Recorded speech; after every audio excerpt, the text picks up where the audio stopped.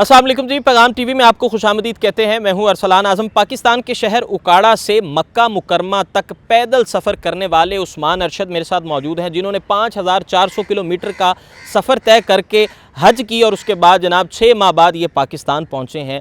रास्ते में इनके साथ एक मामला पेश आया, इनका पासपोर्ट और इनके कीमती दस्तावेज़ात खो गए, लेकिन कुछ अरसे बाद इनके वो डॉक्यूमेंट्स मिल गए। इन पर अल्लाह तबारक व ताला का ख़ास करम हुआ, क्योंकि ये सफ़र इनका मुबारक सफ़र था और इनकी नीयत अच्छी थी। ये तमाम तर बातें इनसे जानते हैं। इनका सफ़र कैसा रहा, इनको सफ़र में क्या मुश्किलात रहीं, जब इन्होंने सफ़र शुरू किया इनका वज़न कितना था, और जब वापस लौटे, पैदल चलने के बाद वज़न कम भी हो जाता है, जब वापस लौटे तो फिर इनका वज़न कितना रहा, ये तमाम तर बातें उस्मान अरशद भाई की ज़ुबानी है। अस्सलाम वालेकुम। वालेकुम अस्सलाम। उस्मान अरशद भाई, बहुत शुक्रिया आपके वक्त का। सबसे पहले आप मुबारकबाद के मुस्तहिक हैं। एक माशाल्लाह सफ़र मुबारक जो है आप तय करके आए हैं, अल्लाह ने अपना घर दिखाया, बैतुल्लाह की ज़ियारत की, कैसा महसूस कर रहे हैं अभी?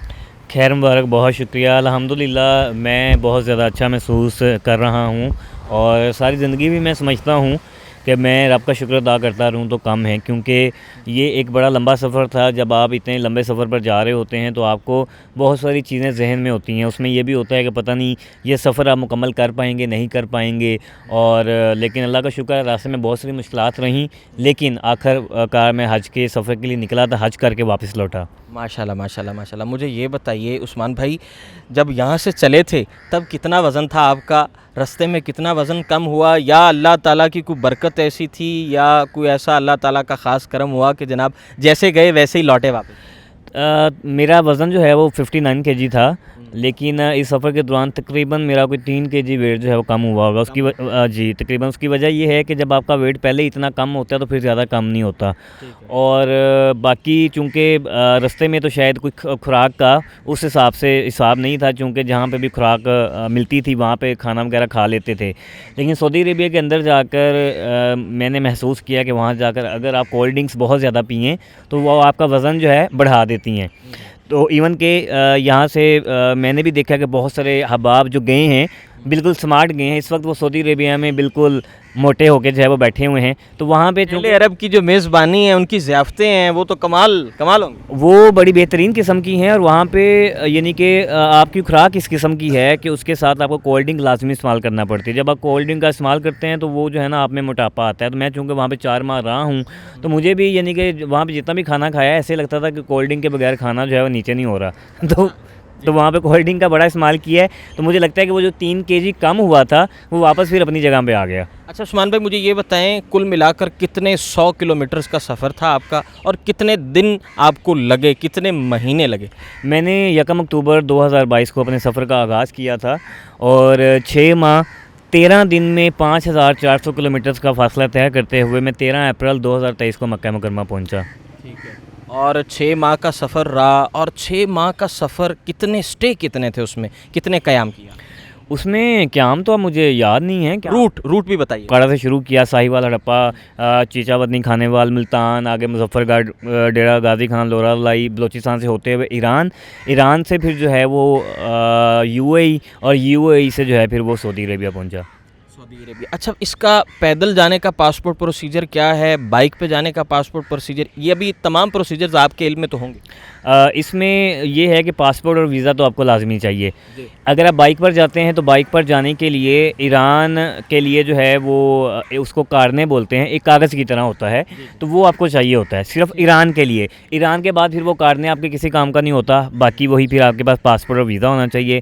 पैदल के लिए सिर्फ पासपोर्ट और वीज़े होने चाहिए, और बाकी कार के डॉक्यूमेंट्स का मुझे कोई आइडिया नहीं। अच्छा उस्मान भाई, बहुत से लोग पाकिस्तान से जा रहे हैं, बड़ा रुझान बढ़ रहा है, पैदल जाते हैं और अपने मुल्क का इमेज जो है वो बड़ा अच्छा ये पोर्ट्रे हो रहा है। आप मुझे बताइए, आपका सफ़र कैसे मुख्तलिफ था दूसरों से, या आपके साथ भी कोई और था?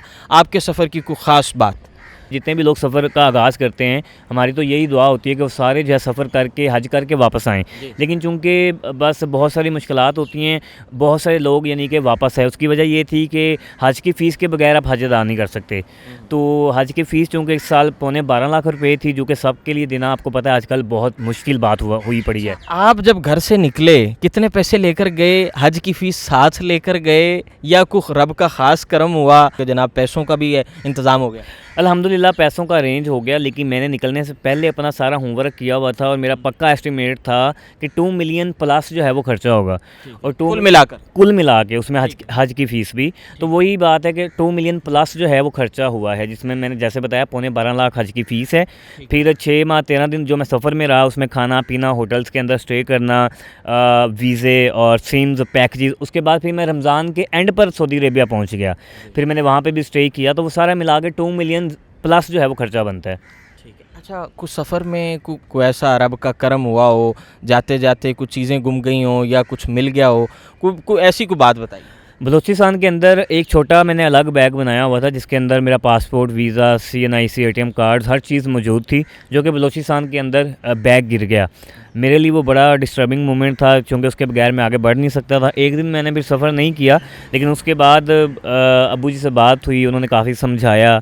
उसके बाद अल्लाह पे यकीन देखिए आपको पहले होता है, लेकिन जब इस तरह का वाक़या होता है तो आप एक दफ़ा परेशान तो होते हैं। लेकिन उसके बाद मैंने अल्लाह पे यकीन करते हुए अपना सफ़र शुरू कर दिया। अल्हम्दुलिल्लाह 9 दिन के बाद मेरी सारी चीज़ें मुझे वापस मिल गई, जो कि मेरे लिए तो ख़ासकर किसी मौजज़े से कम नहीं है, क्योंकि चीज़ें छोटी-छोटी चीज़ें हैं। CNIC आप कितना का होता है, या ATM कार्ड्स कितने के होते हैं, छोटे-छोटे होते हैं, यानी कि मिसाल के तौर पे किसी को मिला भी है, बाज़ ऐसा होता है किसी ऐसे बंदे को मिलेगा जिसको पता ही नहीं है कि ये चीज़ें क्या हैं या किस काम की हैं। वो बंदा समझता है कि शायद ऐसे ही हैं, वो फेंक देता है किसी जगह में। मतलब अगर हम इस तरह से सोचें तो वो चीज़ें वापस मिलना, यकीन करें कि वो ऐसे ही थी कि जैसे जान में जान वापस आ गई है। जान में जान वापस आ गई है। नेक काज के लिए निकले थे, एक नेक मकसद के लिए।